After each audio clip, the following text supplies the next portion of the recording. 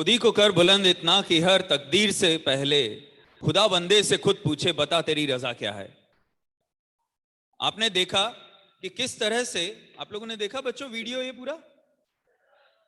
अब ये जो शख्स था श्रीकांत, ये बचपन से ब्लाइंड है। अगर आज हम थोड़ी देर के लिए भी कल्पना करें कि हमारी आंखें नहीं हैं, हम देख नहीं सकते हैं, तो उस कल्पना के अंदर ही हमें घुटन होने लगेगी, हमें अनईजीनेस होने लगेगा। पर वो बचपन से अंधा था और एक गरीब परिवार में उसका जन्म होता है।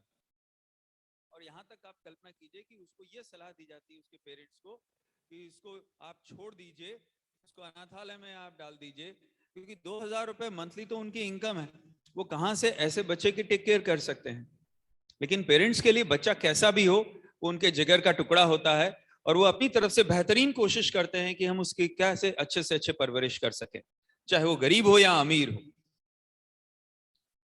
अब यहां तक तो ठीक है कि पेरेंट्स अपनी तरफ से कोशिश करें, लेकिन एक अंधा इंसान क्या कर सकता है जिंदगी के अंदर? कम से कम हम ये तो नहीं सोच सकते हैं कि वो पढ़ाई करके कुछ बड़ा आदमी बनेगा। और यही वजह रही कि स्कूल में उनके साथियों में के साथ में रहते हुए उनके साथ डिस्क्रिमिनेशन हुआ श्रीकांत के साथ, पर फिर भी वो अपनी तरफ से उन्होंने बेहतरीन कोशिश की और इसलिए यह हालात हुए कि वो 10th के अंदर इतने अच्छे मार्क्स लेकर आए कि वो साइंस ले सकते थे। पर अगेन एजुकेशनल इंस्टीट्यूट इस चीज के लिए तैयार नहीं थे कि एक अंधा आदमी कैसे साइंस पढ़ेगा, कैसे प्रैक्टिकल्स करेगा। उनका कोई गलत नजरिया रहा होगा ये मैं नहीं मानता हूं, ये उनका एक मेंटल ब्लॉकेज रहता है, एक साइकोलॉजिकल बैरियर होता है कि कैसे एक अंधा, आप और मैं भी एकदम से अगर हमसे पूछा जाए तो हम भी ये महसूस करेंगे कि ये तो बहुत डिफिकल्ट टास्क है, पढ़ना ही डिफिकल्ट टास्क है। लेटर ऑन किसी तरह से उनको साइंस मिला, फिर आईटी से इंजीनियरिंग करने का सपना उन्होंने देखा। आप देखिए कि कितना हौसला उनके अंदर, उस व्यक्ति के अंदर कितना रहा होगा कि ऐसी परिस्थिति के बाद में भी आईटी से इंजीनियरिंग करना चाह रहे थे, लेकिन फिर एक नया उनके साथ चैलेंज आया कि आईटी उनको एडमिशन देने के लिए तैयार नहीं था। तो वो देने के लिए तैयार होता, इससे पहले उनके पास में एमआईटी से और बहुत अच्छे अच्छे यूनिवर्सिटी से उनके पास में ऑफर आए। MIT is not Modi institute of technology, MIT is Massachusetts institute of technology, world renowned university है। आईटी से ग्रेजुएट करने होने वाले बच्चों को भी ये सपना होता है कि हम एमआईटी से अगर पढ़ सकें तो ये हमारे लिए और बेहतरीन होगा। इतना इतना बेहतरीन यूनिवर्सिटी माना जाता है। And he become the first international blind student जो वहां से ग्रेजुएट हुए।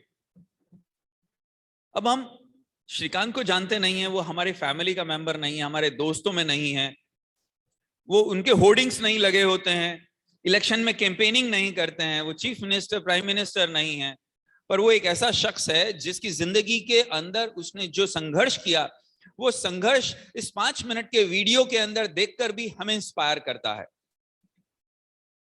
तो ये देखने के बाद में भी आपको नहीं लगता उनके लिए एक बार जोरदार तालियां बजानी चाहिए आपको?